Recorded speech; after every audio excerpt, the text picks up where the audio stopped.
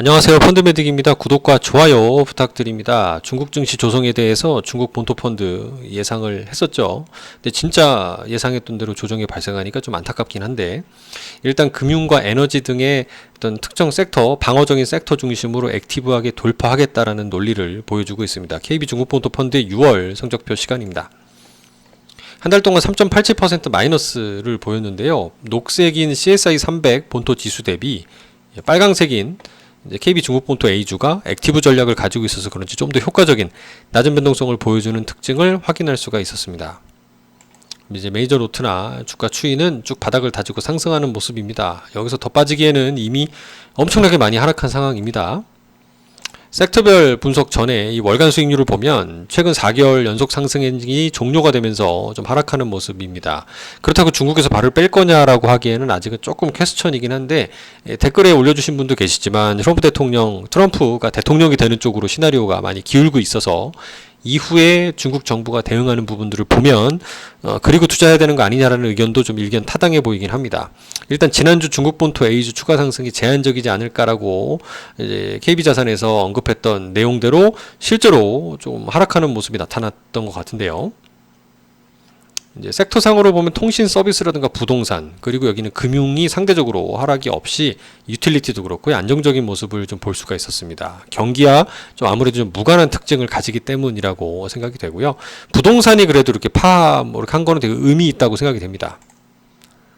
여기는 상위에는 여전히 지진 마이닝이라고는 이제 광산 기업이 들어있는 걸 볼 수 있는데, 이런 기사가 지난 5월에도 있었습니다. 지진 마이닝이 콩고에 있는 구리광산, 중국이 광물 투자를 많이 해놓잖아요. 아프리카 지역에 6개월 앞당겨서 광산 시동을 했다라는 기사입니다.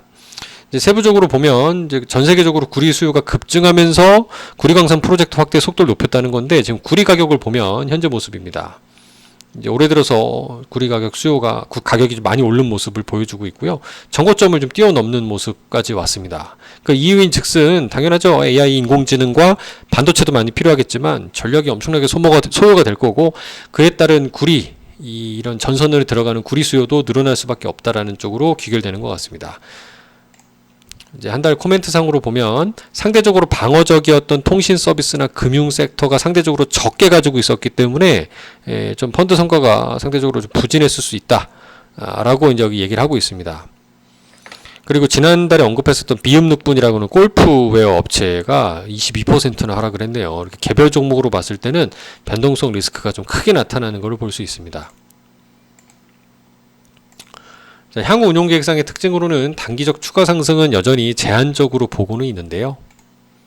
고배당이라든가 국유기업 기준의 테마는 중장기적도 실적이 성장되는 전력 관련된, 지금 AI 테마를 타고 있는 전력이나 에너지 관련된 기업들에는 좀 긍정적으로 보고 있다.